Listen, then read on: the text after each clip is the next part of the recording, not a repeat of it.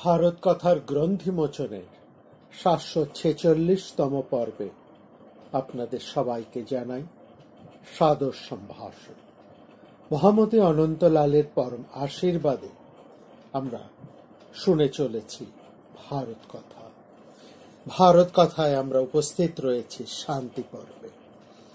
শান্তি পর্বে আমরা দেখছি একটি মহতী সভা বা পার্থিবী সমিতি আয়োজন যেন হয়েছে। সেখানে এটি পার্থিবী সমিতি বা একটা সেমিনারের মতন একটা আলোচনা আরম্ভ হয়েছে।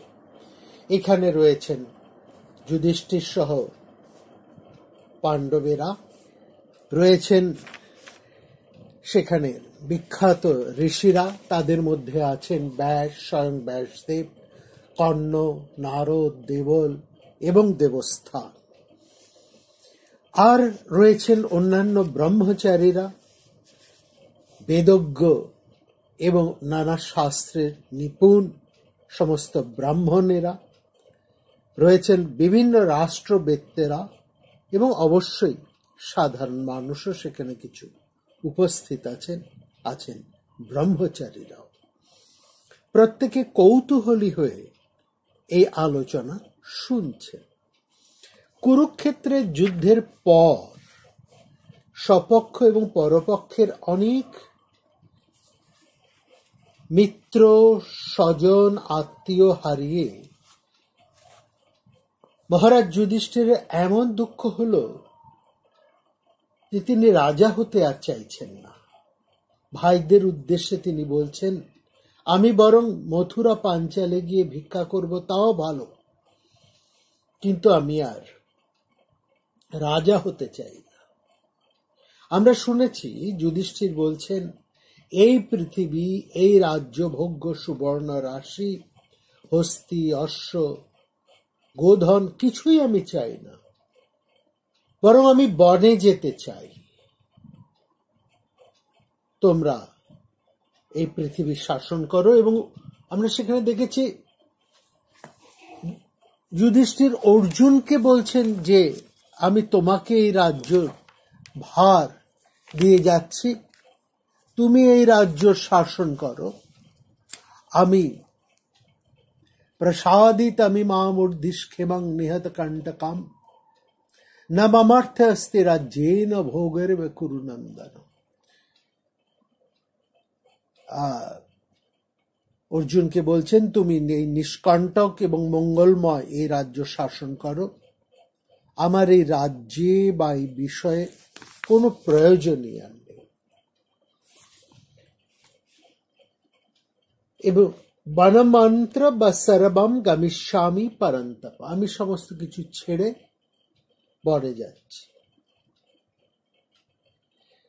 যুধিষ্ঠিরের এই কথা শুনে অর্জুন, আমরা দেখলাম বেশ একটি নাটকীয় ভঙ্গিতে উঠে দাঁড়িয়ে প্রচন্ড রকম ভাবে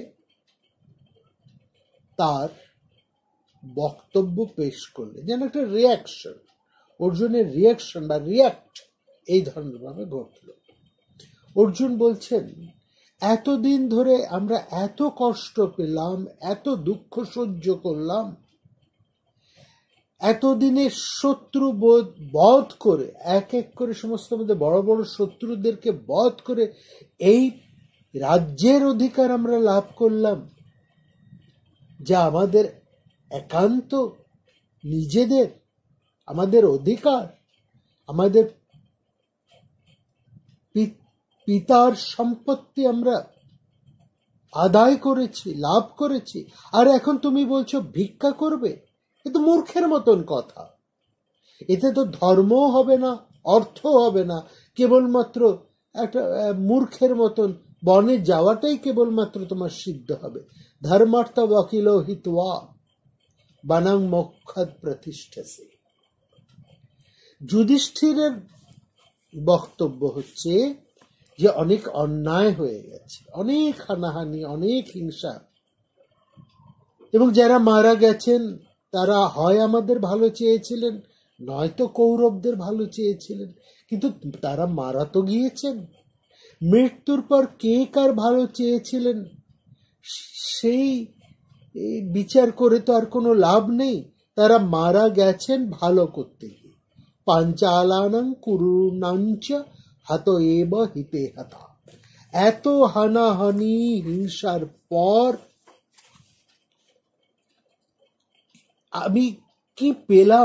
আমরা কি পেলাম? শোকগ্রস্ত যুধিষ্ঠির কোনোভাবেই রাজা হতে চাইছেন না।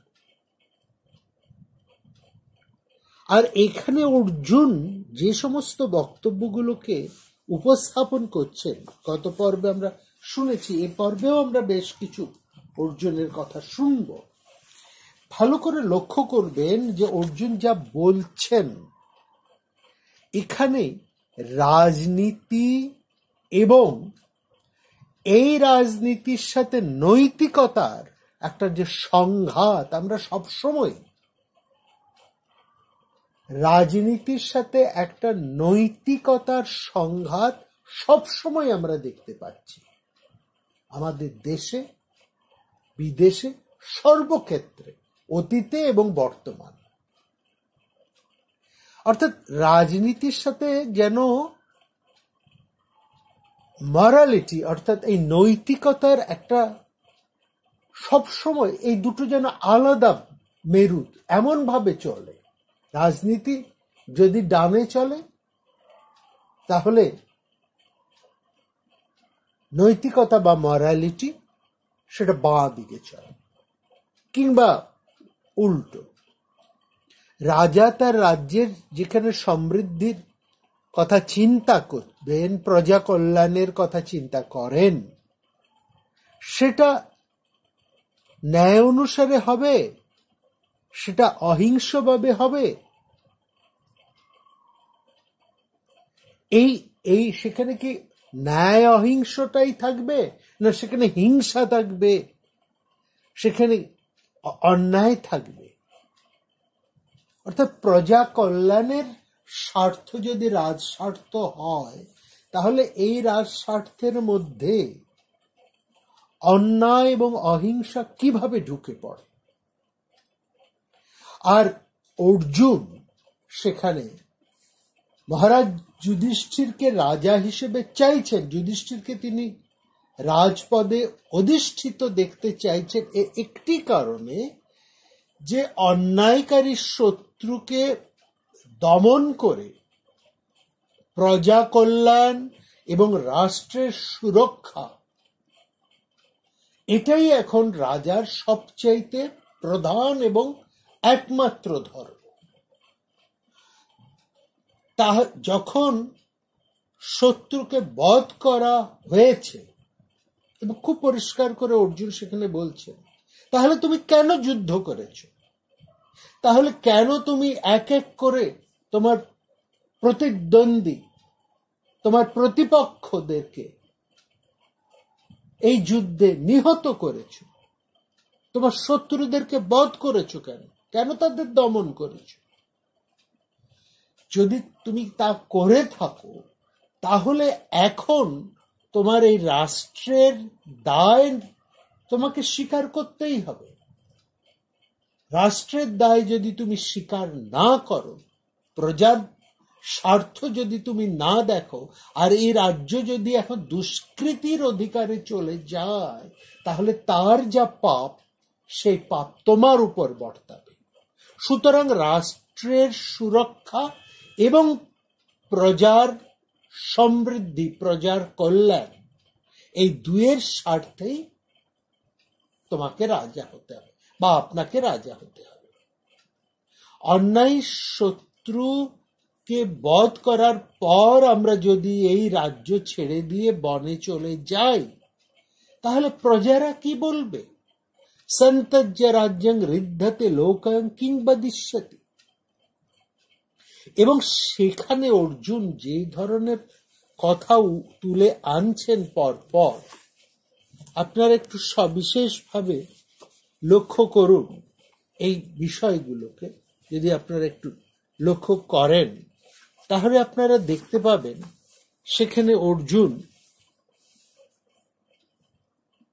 যা বলছেন তা কিন্তু অর্থশাস্ত্রের কথা।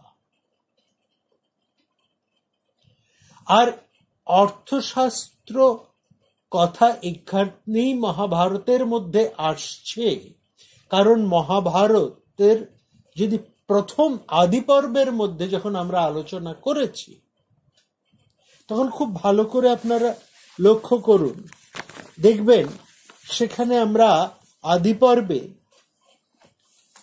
এই মহাভারতের বিষয় কি আছে, মহাভারত কি বিষয় নিয়ে মহাভারতে আলোচনা হচ্ছে সে সম্পর্কে মহাভারত পরিষ্কারভাবে মহাভারতের মধ্যেই বলা হয়েছে যে মহাভারত হচ্ছে অর্থশাস্ত্র, তারপরে ধর্মশাস্ত্র। অর্থশাস্ত্র ইদম প্রোক্তম ধর্মশাস্ত্রম ইদম মহৎ।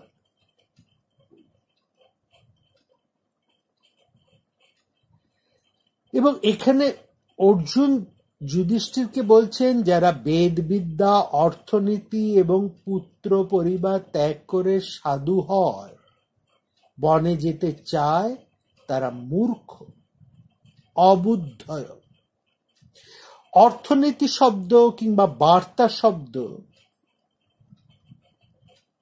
খুব পরিষ্কার করে এইখানে হয়তো নেই, কিন্তু পরেই বার্তা শব্দটি আছে, এবং এই বার্তা শব্দের অর্থই হচ্ছে অর্থনীতি। এবং এই বার্তা শব্দের মধ্যে কৃষি, পশুপালন, বাণিজ্য সবকিছু একসঙ্গে ধরা আছে। বার্তা নীলকণ্ঠ, মহাভারতের টিকাকার মহামতি নীলকণ্ঠ বার্তা শব্দের অর্থ করেছেন অর্থনীতি বিদ্যা। অর্থাৎ সেই সময়কার অর্থনীতি কিসের সাথে সম্পৃক্ত ছিল? তখনকার দিনে তো শেয়ার বাজার ছিল না, তখনকার দিনে অর্থনীতি আবর্তিত হতো কৃষির উপরে ভিত্তি করে, পশুপালন এবং বাণিজ্য। এর মধ্যেই অর্থনীতি, প্রাচীন অর্থনীতি প্রতিষ্ঠিত ছিল, মহাভারতের অর্থনীতি। সেখানে কেনা বেচা এবং বাণিজ্যের মধ্যে এই পণ্য শব্দটিকে আমরা পাচ্ছি। এর মধ্যেই শিল্প, কর্মকার ইত্যাদি যাবতীয় যা কিছু এর মধ্যেও ছিল, সোনা তামার যে আকর, সেগুলো সমস্ত এই বার্তার মধ্যেই অন্তর্ভুক্ত। এই সবকিছু এই বার্তা। পণ্য কর বাণিজ্য ভি কৃষি গো যাবি পোষণই বার্তায়া ধার্যতে নিত্যং। সুতরাং নীলকণ্ঠ বার্তা শব্দ অর্থে যে অর্থনীতিকে বলেছেন, যথার্থ বলেছেন। অর্জুন অনেক কথার মধ্যে এই অর্থনীতির কথাই যুধিষ্ঠিরকে বোঝাতে চাইছে। এবং এই মহতী সভার মধ্যে যে সমস্ত মহর্ষিরা রয়েছেন, তার মধ্যে ঋষিদের মধ্যেও কিন্তু একজন অর্থনীতিবিদ রয়েছে, সেটা আমরা লিখেছি। এখানে আমরা দেখছি শস্ত্রজ্ঞ অর্জুনের অন্তরালে, শাস্ত্রজ্ঞ অর্জুনের পরিচয় আমরা পাচ্ছি। এবং এই শাস্ত্রজ্ঞ অর্জুন যত না বেদ, উপনিষদ, যোগ ইত্যাদি, তার থেকে অনেক বেশি তিনি অর্থনীতি। এবং সেই ঋষিদের মধ্যে একজন আছেন, তার কথা আমরা শুনবো আগামীতে, আমরা তার কথাও আসবো। তিনি সরাসরি অর্জুনকে সমর্থন করছেন এই অর্থনীতির দৃষ্টিভঙ্গি হতেই আমরা আসবো তার কথা। এখানে অর্জুন কি বলছেন আপনারা একটু খুব ভালো যদি লক্ষ্য করেন, ভালো করে লক্ষ্য করেন, যে গত পর্বে আমরা বলেছি এই আলোচনা সবটাই আমরা তুলে ধরবো, প্রত্যেকটা শ্লোক আমরা তুলে ধরবো। প্রথমে শ্লোকগুলোকে বলবো, তার অর্থ বলবো, তারপরে তার নিয়ে আলোচনা আসবো। কিন্তু শ্লোকগুলোকে যদি আপনারা খুব মন দিয়ে শোনেন, অর্জুনের বক্তব্যকে আপনারা যদি মন দিয়ে শোনেন, তাহলে দেখবেন অর্জুন একই সঙ্গে রাজনীতির কথা যত না বলছেন, ধর্মনীতির কথা যত না তুলছেন, তার থেকে অনেক বেশি তিনি অর্থনীতির কথা সঠিকভাবে তুলছেন। কেন? রাজ্যের দায় দায়িত্ব, সমৃদ্ধি, প্রজাকল্যাণ সবকিছু এই অর্থ ব্যবস্থার সাথেই ভীষণভাবে সম্পৃক্ত, এবং রাজা যদি এই বিষয়ে মনোনিবেশ না করেন তাহলে রাজ্য নষ্ট হবে, রাজা বিনষ্ট হবে। এখানে দেখুন বলছেন, যদি অর্জুন গত দিন আমরা শুনেছি কি বলেছেন, এই অর্থ হতেই খুব পরিষ্কার করে অর্জুন বলছেন, এই যে আপনি ধর্ম ধর্ম করছেন মহারাজ, এই অর্থ হতেই ধর্ম, কাম এবং স্বর্গ লাভ হয়ে থাকে। যার অর্থ নেই তার জীবন যাত্রাটুকু নষ্ট হয়ে যায়। আগে তো সে বাঁচবে, আগে তো একজন মানুষ বাঁচবে, খেয়ে পরে সে সুস্থ থাকবে, তার জীবনযাত্রার মধ্যে একটা মান আসবে, একটা স্ট্যান্ডার্ড অফ লিভিং যাকে আমরা বলি। তার জন্য কি প্রয়োজন? অর্থের প্রয়োজন। এই অর্থটাই যদি তার না থাকে তাহলে তার ধর্ম কি করে থাকবে, তার কাম, তার মোক্ষ সবই তো বিনষ্ট হয়ে যাবে।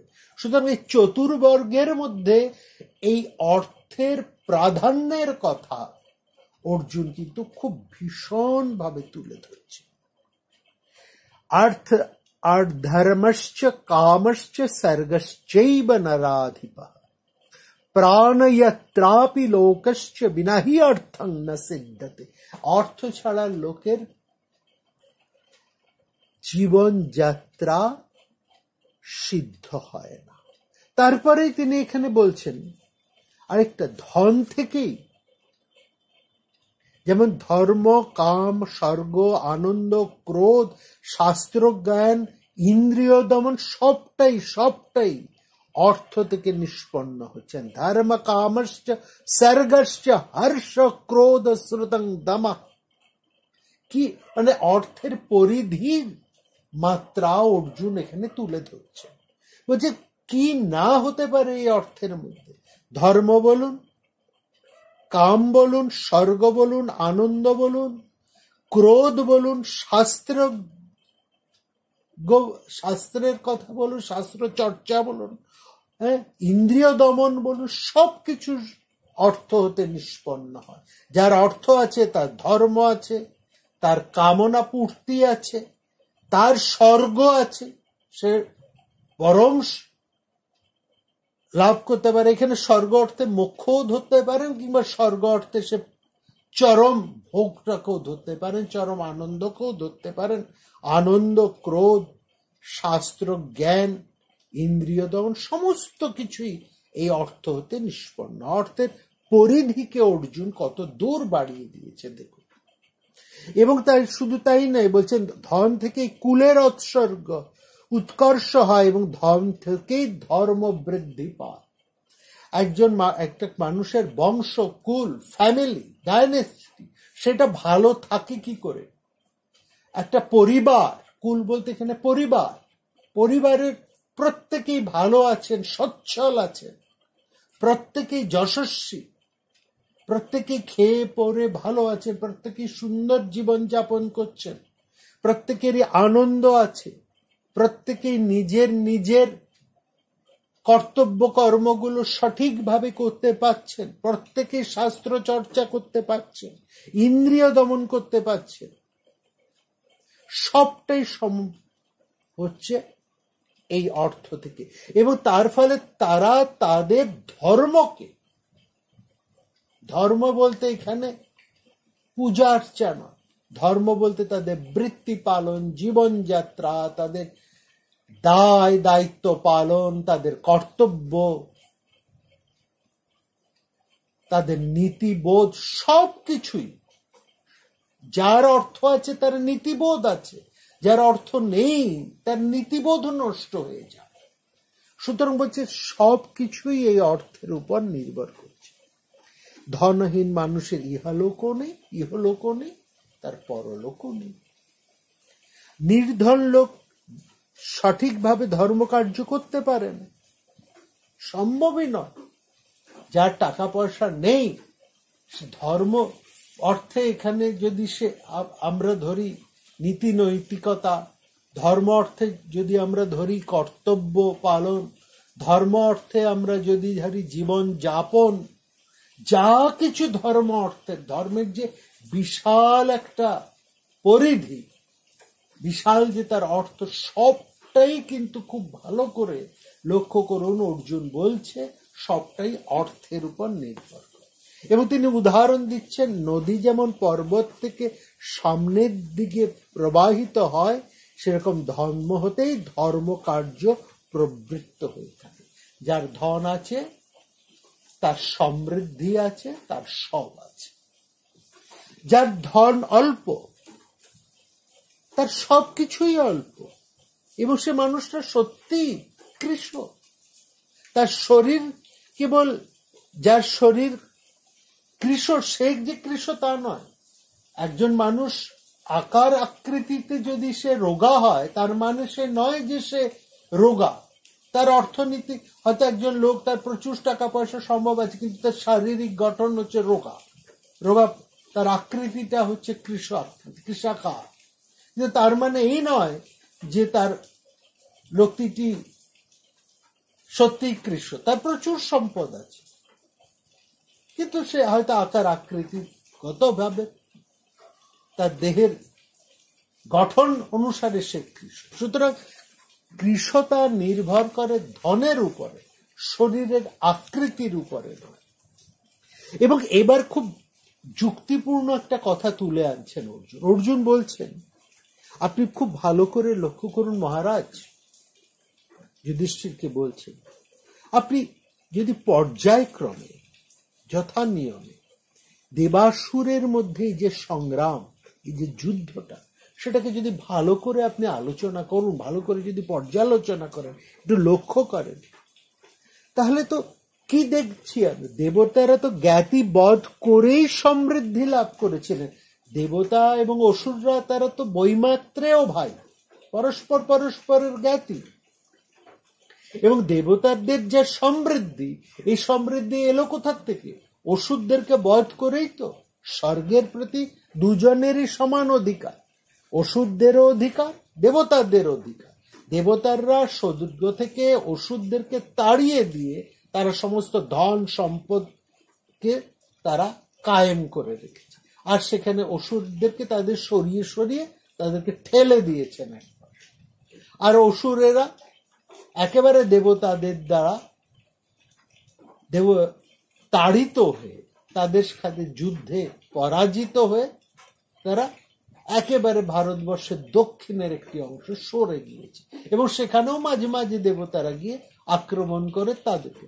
আর এই দেবতার আর অসুরদের এই যুদ্ধের দ্বন্দ্বের মধ্যে আমরা মাঝে মাঝে একটা চোরাগোপ্তা আক্রমণ দেখি অসুরদের। এই যে চোরাগোপ্তা আক্রমণ, এটাকে বলে মায়া যুদ্ধ। এইখানে এই মায়া, আবার এই মায়া যুদ্ধ অর্থাৎ এই চোরাগুপ্ত যে আক্রমণ, এই আক্রমণটা যে কেবল অসুররা করে তা নয়। অর্থাৎ এই মায়াবিদ্যা, এটা অসুরদের যে কেবলমাত্র একচেটিয়া তাই নয়, দেবতাদেররাও করেন। ইন্দ্রও মায়াবিদ্যা যায়, তিনিও চোরাগুপ্তা আক্রমণ করেন অসুরদের। অর্থাৎ পরস্পরের মধ্যে একটা সবসময় মারামারি, একটা যুদ্ধ চলছে। এবং সেক্ষেত্রে দেবতাদের যা সমৃদ্ধি, এই সমৃদ্ধির মূল কারণ অর্জুন বলছেন অসুরদেরকে পরাজিত করে, তাদেরকে বধ করে, জ্ঞাতিবধ এখানে। সুতরাং আমরা, দেবতারা জ্ঞাতিবধ করে তারা যদি পূজনীয় হন, তারা যদি প্রশংসিত হন, দেবতাদের মান্যতা, যশ, খ্যাতি, প্রতিপত্তি সবকিছুই তো ওই জ্ঞাতিবধের কারণে। জ্ঞাতিবধ করেই তাদের যা কিছু, তারা যশস্বী হয়েছে। সুতরাং আমরাই জ্ঞাতিবধ করে আমরা কেন দুঃখে নিমজ্জিত হব, আমরা কেন পাপে ডুবে যাব? আমাদেরও তাহলে, আমরাও তাহলে যশস্বী হয়েছে, আমরা তো দেবতাদের মতন একই রকম হয়েছে।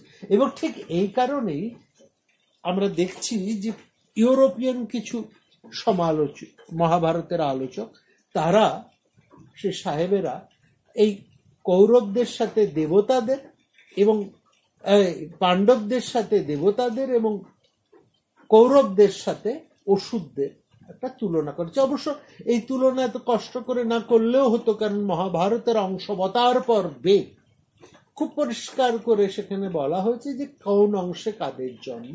সেখানে দেখছি কৌরবেরা এই রাক্ষস দৈত্য এই সমস্ত কলি এই সমস্ত অংশে জন্মেছে, আর পাণ্ডবেরা সব দেবতাদের অংশে জন্মেছে। তো যাই হোক, সেটা অন্য অন্য আলোচনা। তবে এখানে অর্জুন এই কথাটাই বলছেন যে দেবতাদের যা কিছু সমৃদ্ধি, যা কিছু যশ, যা কিছু প্রতিপত্তি, সবই কিন্তু ওই জ্ঞাতিবধের মধ্যে। এবার বলেই এবার একটা খুব খুব যুক্তিপূর্ণ কথা অর্জুন তুলছেন। এই কথাটা দেখুন, বলছেন রাজা যদি অন্যের ধন হরণ না করেন, রাজা যদি, এটা অর্থনীতির একটা খুব বড় কথা, এবং এই কথাটাকে কিন্তু পরবর্তী সময়ে মহামতি কৌটিল্য তিনি তার অর্থশাস্ত্রের মধ্যে খুব সুনিপুণ ভাবে প্রয়োগ করেছেন। কি অর্জুনের এই কথাটা কি বলছেন? অর্জুন বলছেন রাজা যদি অন্যের ধন হরণ না করেন, তাহলে তিনি কি করে ধর্ম কার্য করবেন? অর্থাৎ রাজার তো সোর্স অফ ইনকাম কোথায়? তাহলে রাজা সেখানে কি করছেন? রাজা সেখানে কর বসাচ্ছে। এই যে কর বসানোটা, কর, রাজার যে কর ব্যবস্থা, এই কর ব্যবস্থার মধ্যে দিয়ে রাজা তার প্রজাদের ধন একটু একটু করে হরণ করছেন, একটু একটু করে নিয়ে নিচ্ছেন।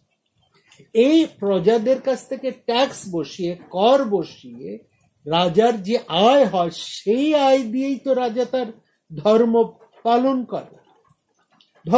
রাজার ধর্ম কি? প্রজা পালন, রাষ্ট্রের উন্নতি, প্রজার সুরক্ষা, রাষ্ট্রের সুরক্ষা, জনকল্যাণ, এগুলো হচ্ছে রাজার ধর্ম।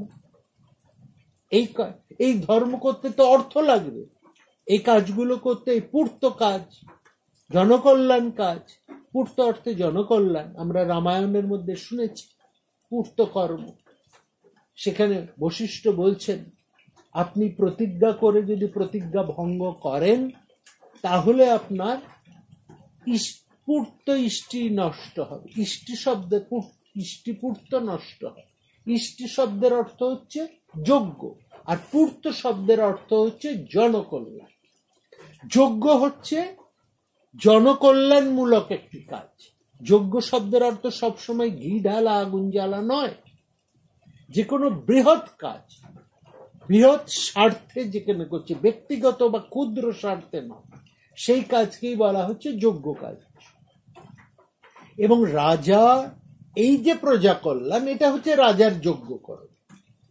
তাহলে এই যজ্ঞ কর্ম করতে তো অর্থের দরকার হয়। রাজা এই অর্থ আনবে কোথার থেকে যদি তিনি ধন হরণ না করেন প্রজাদের? অর্থাৎ এই কর বসানো, এই করটা কিভাবে বসাতে হবে, কর কতটা চাপানো হবে, এই নিয়ে অনেক কথা আছে। এখানে বলেছেন এমন ভাবে কর প্রয়োগ করা উচিত। সেখানে বলছে কিরকম, যেমন আমি দুগ্ধ, গাভীর থেকে যেভাবে দুগ্ধ দহন করা হয়, সেখানে বাছুরকে একেবারে প্রবঞ্চিত না করে, যে বাছুর আছে তাকে একেবারেই দুধ খেতে না দিয়ে পুরো দুধটা টেনে নেওয়া, এইভাবে নয়। বাছুরকে একটু খেতে দিয়ে, তাকে খেতে দিয়ে বাদ বাকি দুধটা গৃহস্থ দহন করে নেবে, এইভাবে হতে পারে। আরেকটা খুব চমৎকার উদাহরণ দিয়েছেন কৌটিল্য, এবং এটা মহাভারতেও আছে। এই উদাহরণ একই রকম, ওইখান থেকেই তুলে নিয়ে গেছে। মহামতি মনু সেটা বলেছেন। এটা কি, যেমন ভাবে ভ্রমর বা ফুলে ফুলে মধু সঞ্চয় করে, অথচ ফুলের কোনো কষ্ট হয় না। ফুলকে কোনো রকম কষ্ট না দিয়ে, ফুলকে এতটুকু নষ্ট না করে, ফুলের পাপড়ি কি কোমল, আমরা প্রত্যেকেই জানি। যখন ভ্রমর এসে সেই মধুটি হরণ করে ফুলের থেকে, একটা পাপড়ি কিন্তু নষ্ট হয় না, একটু পাপড়ির কোনো ক্ষতি সাধন হয় না। অর্থাৎ অল্প দুঃখ দিয়ে, অল্প কষ্ট দিয়ে প্রজার থেকে ধন হরণ করে রাজা রাষ্ট্রের উন্নতি সমৃদ্ধি করতে পারে। এই কথাটা বলছেন। এবং অর্জুন বলছেন এটা তো স্বয়ং বেদের মধ্যে, এটা তো বেদে স্বীকার করেছেন, বেদে মনীষীরাই তো এই কথা বলে গেছে। না চেদর্ধ मनुष्य कथं तद्धर्मम् आरभ्यत एतावानेव वेदेषु निश्चय कभी भी कृत। বেদে মনীষীরাই তো এই বিধান দিয়ে গেছে। আর শুধু কি তাই, আপনি ব্রাহ্মণের কথা বলছেন, এই যে ব্রাহ্মণেরা, এই যে বিদ্বৎ সমাজের কথা বলছেন অর্জুন তুলে, তারা যে সারা জীবন ধরে তারা যে বিদ্যা চর্চা করেন, অধ্যয়ন অধ্যাপনা করেন, করে যে তারা পণ্ডিত হচ্ছে, এই যে তাদের অধ্যয়ন অধ্যাপনা, তার লক্ষ্যটাও তো সেই অর্থ। এবং তারা তো অধ্যয়ন অধ্যাপনার মধ্যে দিয়ে অর্থ লাভ করে। তারা যে যজ্ঞ কর্ম করেন, তার মধ্যেও তো সেই অর্থ উপার্জনেরই লক্ষ্য থাকে। অর্থাৎ রাজা যেমন ভাবে অর্থ উপার্জন করছেন, অন্যদিকে বিদ্বৎ সমাজ যারা অধ্যয়ন অধ্যাপনা নিয়ে নিবিষ্ট রয়েছেন, যেহেতু যুধিষ্ঠিরের একটা প্রবৃত্তি আছে এই ব্রহ্মণ্য ভাবধারার সঙ্গে, অধ্যয়ন অধ্যাপনার সঙ্গে, শাস্ত্র আলোচনাতে তিনি খুব নিবিষ্ট থাকতে ভালোবাসেন। ঠিক ঠিক সেই উদাহরণে সরাসরি তুলে এনে বলছেন, এই যে পণ্ডিত সমাজ, এই যে বিদ্বৎ সমাজ, তারা যে, এই যে ব্রাহ্মণেরা, তারা যে অধ্যয়ন অধ্যাপনার সঙ্গে নিযুক্ত, তাদেরও তো মূল লক্ষ্য ওই অর্থ। অর্থ যদি না থাকে, অর্থ তারা যদি উপার্জন করতে না পারেন, তাহলে তারা অধ্যয়ন অধ্যাপনা করবেন কি করে? খুব ভালো করে একটা জিনিস দেখুন, এই যে গবেষণার কাজ করে যে সমস্ত ছাত্রছাত্রীরা, গবেষকেরা যে গবেষণার কাজ করেন, তার জন্য তাদেরকে একটা বৃত্তি দেওয়া হয়, একটা বৃত্তি করে যাতে তাদের ভরণ পোষণ সুষ্ঠুভাবে চলে। এই বৃত্তি নিয়েই তারা কিন্তু গবেষণামূলক কাজ করেন, পড়াশুনো করেন। এই যে অধ্যয়ন, এই যে রিসার্চ ওয়ার্ক, এই যে পড়াশুনো থাকা, তার জন্য তাদেরকেও কিন্তু একটি অর্থের প্রয়োজন আছে, এবং তারা করছেন, এই তাদের লক্ষ্যও কিন্তু তাই, এই অর্থ। অর্থাৎ অর্থ যদি না থাকে তাহলে তারা তাদের কাজটা করতে পারেন না। এবং অনেকেই অর্থ উপার্জনের জন্যও কিন্তু পড়াশুনো করে, দুটোই সঠিক, কোনোটা মিথ্যে নয়। সুতরাং তাদের বিদ্যা চর্চার জন্য যেমন অর্থের যোগান দিতে হবে, এবং তারা বিদ্যা চর্চা করে তারা পণ্ডিত হতে চান, স্কলার হতে চান, তার লক্ষ্য ওই অর্থ উপার্জন। দেবতারা, এবার অর্জুন বলছেন, দেবতারা অন্যের অপকার করেই স্বর্গের সমস্ত স্থান লাভ করেছে। পরের অপকার করা ছাড়া, অন্যের ক্ষতি না করে কি করে আরেকজনের সমৃদ্ধি হতে পারে? একজনের সমৃদ্ধি হওয়া মানে আরেকজনের ক্ষতি। যেহেতু দেবতারা জ্ঞাতিদের অপকার করেই সমৃদ্ধি লাভ করে, দেবতারা জয়ী হয়েছেন, দেবতারা যশস্বী হয়েছেন, তার কারণ তারা অসুরদেরকে পরাজিত করতে পেরেছে। দ্রোহ, এখানে দ্রোহ করছে। এই যে দ্রোহ করা, এই দ্রোহ করাটা একটা হচ্ছে কিন্তু অন্যায়। কিন্তু এই অন্যায়টুকু, এই অপকারটুকু, এই ক্ষতিটুকু যদি না করতেন দেবতারা, তাহলে তাদের এই যশ, এই সম্মান, এই সমৃদ্ধি কি আসতো? বারবার এই কথাটি অর্জুন বলছেন, এইভাবে বলছেন, এইভাবে দেবতারা ধন উপার্জন করেছে, এবং ক্ষত্রিয়দেরও এই নীতি। তারপর ব্রাহ্মণেরা বলছে, ক্ষত্রিয়রা ওই একইভাবেই দেবতাদের পথেই অন্যের রাজ্য অধিকার করে, নিজের রাজ্য ক্ষমতা বৃদ্ধি করে, তবেই তাদের সুখ ভোগ যশ যা কিছু আসে। এবং শুধু কি তাই, এবার খুব গুরুত্বপূর্ণ কথা বলছি, যে কথাটা আমরা একটু আগে বলেছি, এই যে ব্রাহ্মণেরা অধ্যাপনার উদ্দেশ্যে যে অধ্যয়ন করেন, এবং তারা ধন উপার্জন করার জন্যই তো তারা অধ্যাপনা করেন, অধ্যয়ন করেন, অধ্যয়ন করে তারা জ্ঞান অর্জন করেন, তারপর তারা ধন উপায়ের অর্জনের জন্যই তারা অধ্যাপনা করে। সেই ধনের দ্বারাই তারা যজ্ঞ করেন এবং ধনের জন্যই তারা যাচনা করেন। সুতরাং এই সার্কেলটা কিন্তু এক, লক্ষ্যটা একই। অর্জুন দেবতা থেকে আরম্ভ করে ব্রাহ্মণ সবারই যুক্তি একই দিকে দেখছেন, যে সবারই লক্ষ্য কিন্তু ওই সমৃদ্ধি, অর্থ প্রত্যেকের মধ্যে করছে। এই তারপরে যে কথাটা বলছেন, যে রাজারা অন্যদের কাছ থেকে যে ধন লাভ করেন করের মাধ্যমে এবং অন্যান্য মাধ্যমে, সেই ধনই তাদের, সেই ধনই রাজার ধন, এবং সেই অর্থের মাধ্যমে, সেই কোষের মাধ্যমে তারা রাষ্ট্রের কল্যাণ, রাষ্ট্রবাসীর কল্যাণ সাধন করে। সুতরাং অন্যের অপকার করা হয়নি অথচ অর্থাগম ঘটেছে, এমন কোন অর্থ ব্যবস্থা তো পৃথিবীতে আমরা দেখতে পাই না। ন পশ্যা মোহনপকৃতং ধনং কিঞ্চিৎ কচ্চিদয়ম। রাজারা এইভাবেই পৃথিবী জয় করেন। পিতার মৃত্যুর পর পুত্ররা যে ধন পেয়ে থাকেন, এটা আমাদের ধন বলেন, সেই রকম রাজারাও বলেন এই পৃথিবী আমার।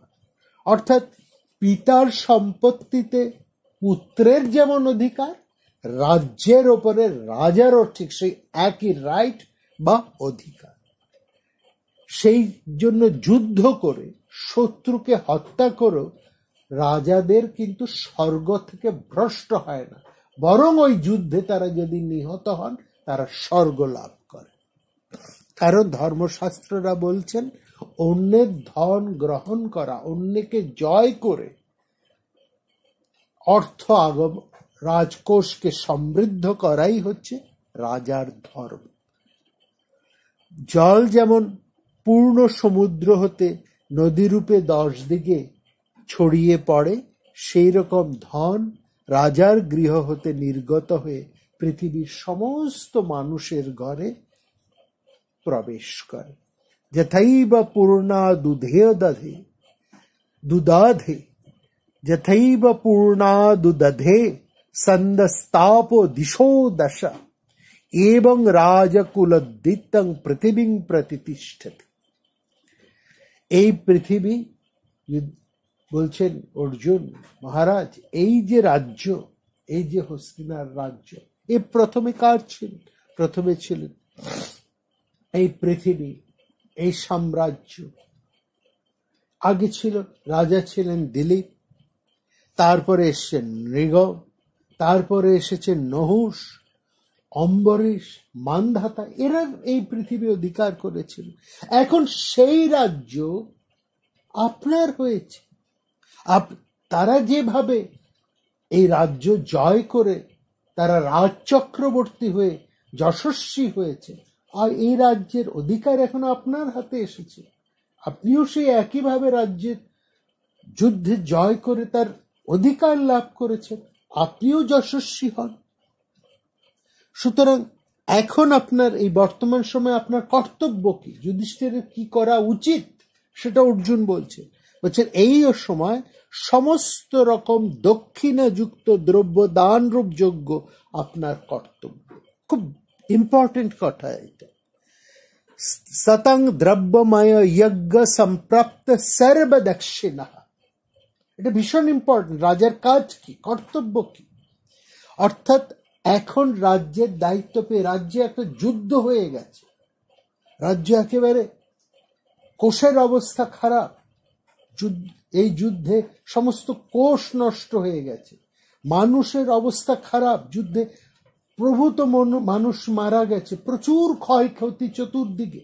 এখন আপনাকে কি করতে হবে? এখন আপনাকে এই রাজ্যের হাল ভালো করে ধরতে হবে। তারপর আপনাকে যেটা করতে হবে, আপনাকে সর্বপ্রকার দক্ষিণাযুক্ত দ্রব্য দান রূপ যজ্ঞ করতে হবে।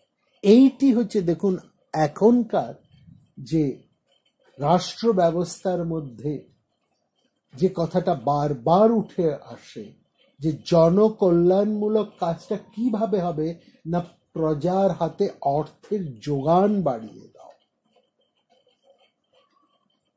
এই যে কোভিড মহামারী আমাদের ঘটে গেল, এতে আমরা দেখেছি অনেক শিল্প নষ্ট হয়ে গেছে, কত মানুষ কাজ হারিয়েছে। শুধু আমাদের দেশের না, সমস্ত দেশে, বড় বড় বিদেশের যে শক্তিমান অর্থনৈতিক শক্তিমান যেসব দেশ, সেই সব দেশের অর্থনীতিও টালমাটাল হয়ে গেছে। এইরকম একটা বিপন্ন অর্থনীতির মধ্যে রাষ্ট্রের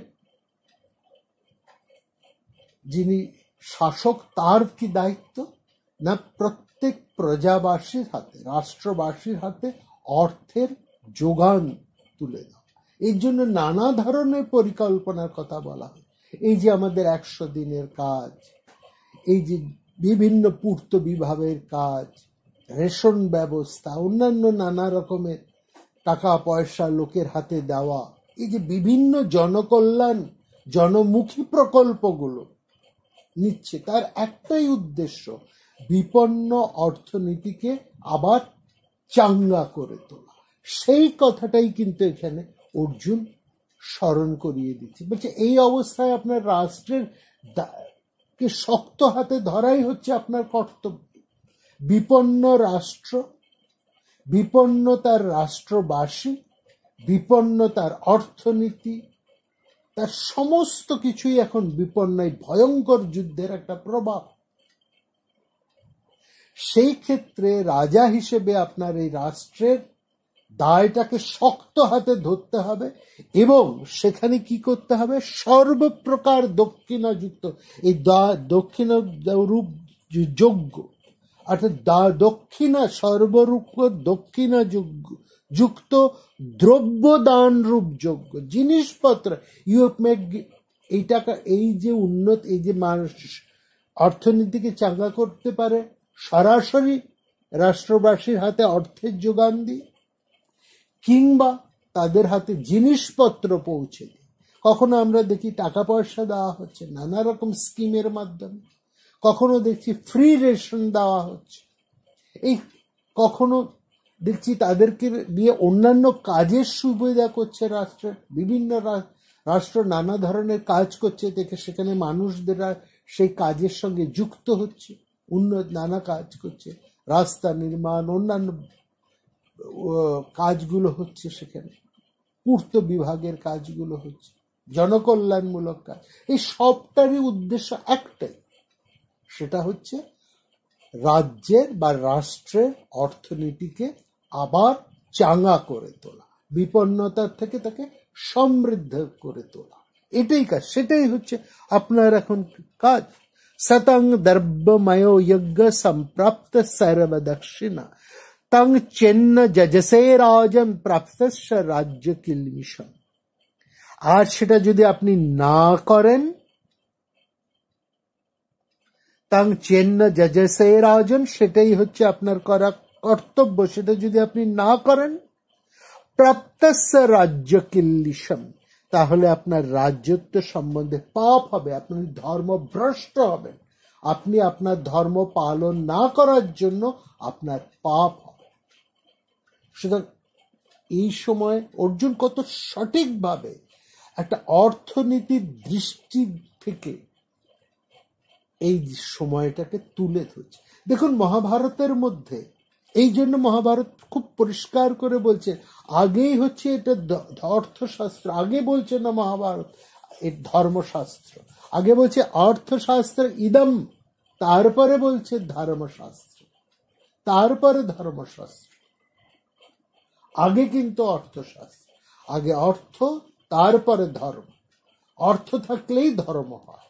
মহাভারতের এটি হচ্ছে মূল বক্তব্য।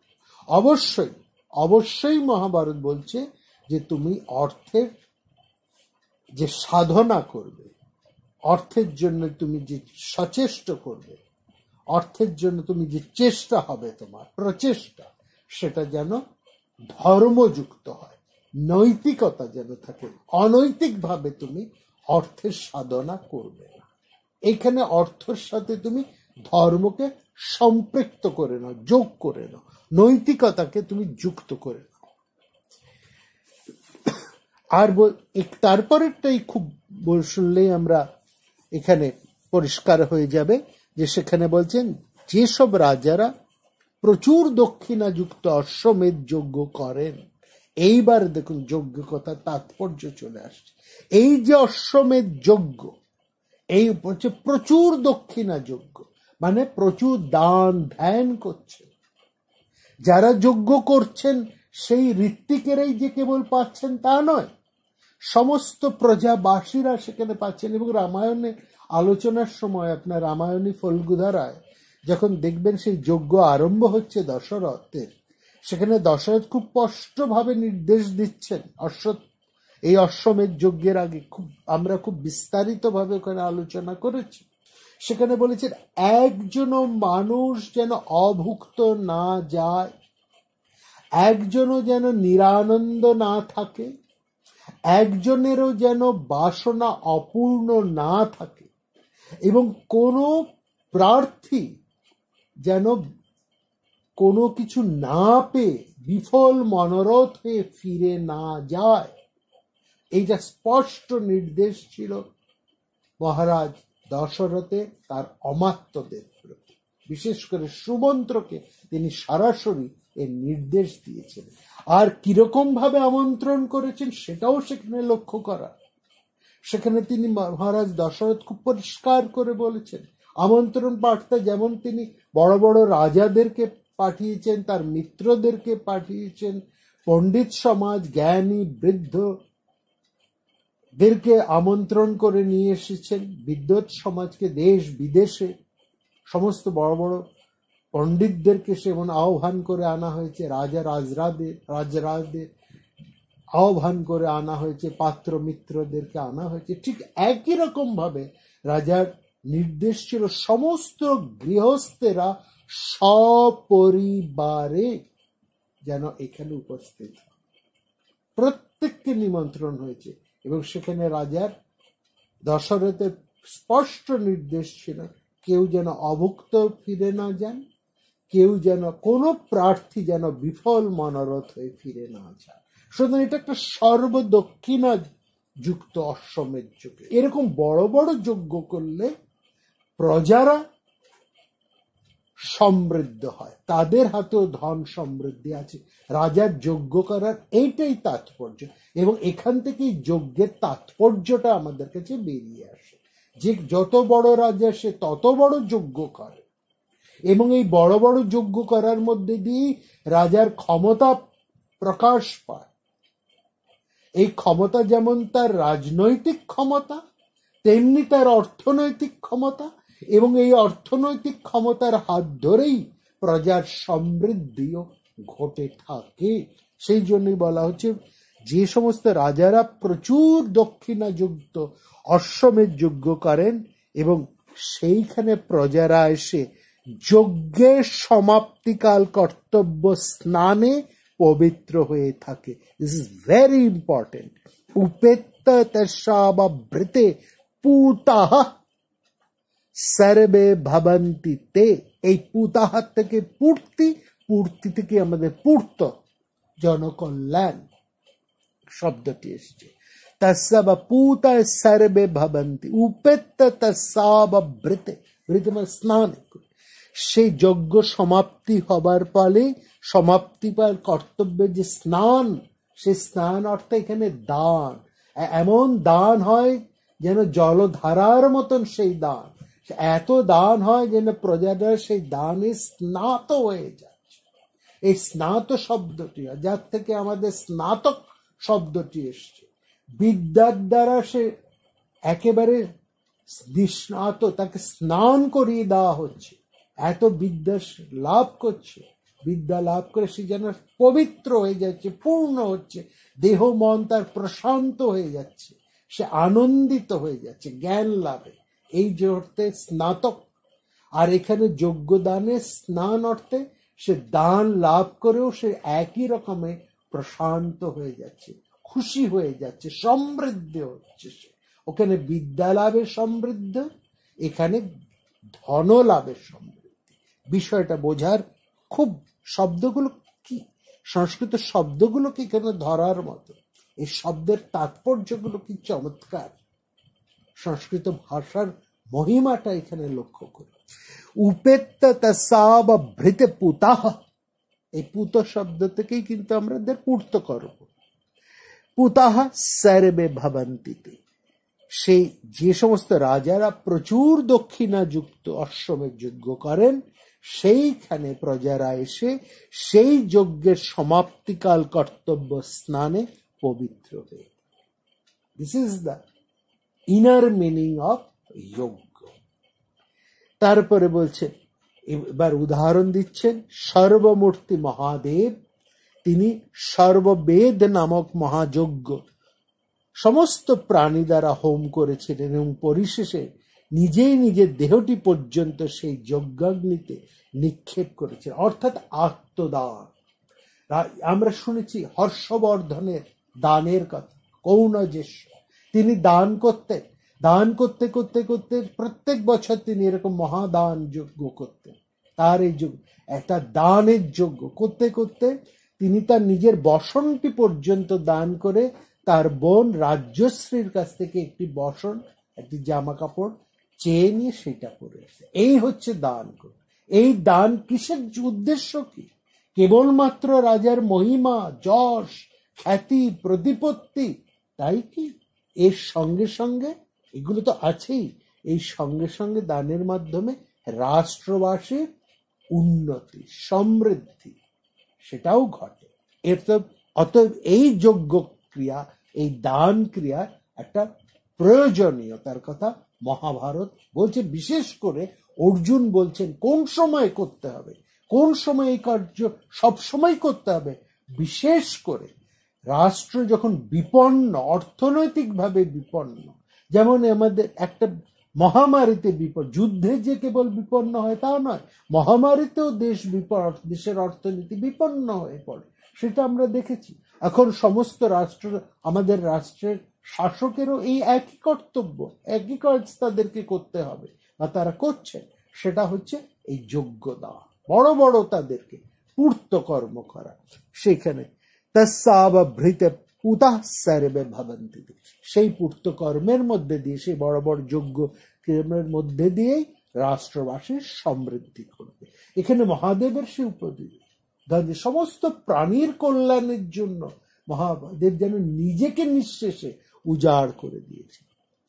এবং তারপরে বলছেন, সমৃদ্ধি লাভের উপায় হিসেবে এই হিংসা সাধ্য যজ্ঞ চিরকাল চলে আসছে এবং সমৃদ্ধি লাভের প্রশস্ত উপায় স্বরূপ এই যজ্ঞ দশরথ রাজাও করেছে। এই যে আমরা দেখুন রামায়ণে দশরাজের যে অশ্বমেধের কথা বলেছি, সেই অশ্বমেধ কথা এইখানেও মহাভারতের মধ্যে তারও উল্লেখ এখানে রয়েছে।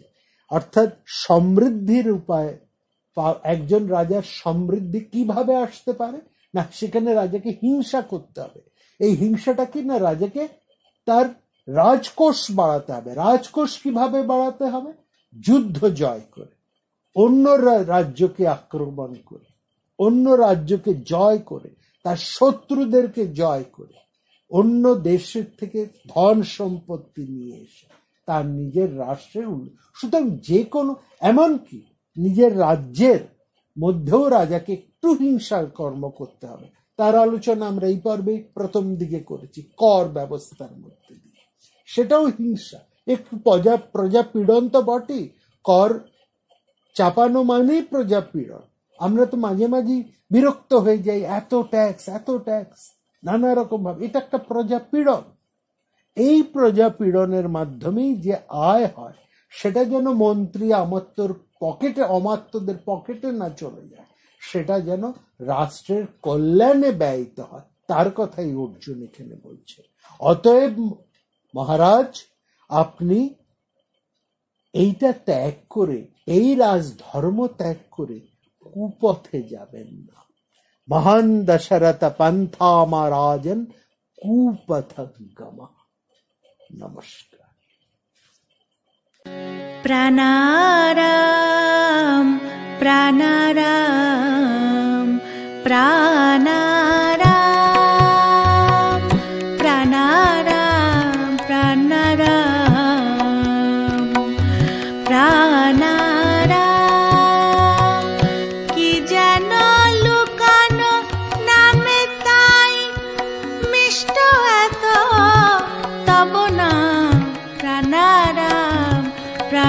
राम